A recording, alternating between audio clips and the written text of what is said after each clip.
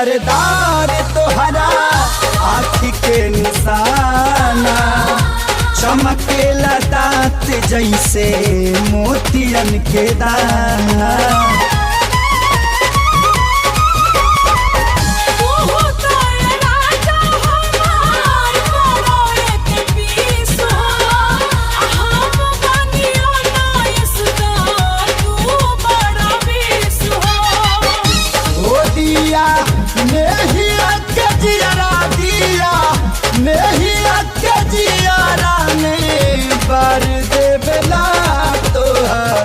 मुसुकी करेजा हमर काढ़ ले बेलाए गोरी, मुसुकी करेजा हमर काढ़ ले बेलाए गोरी।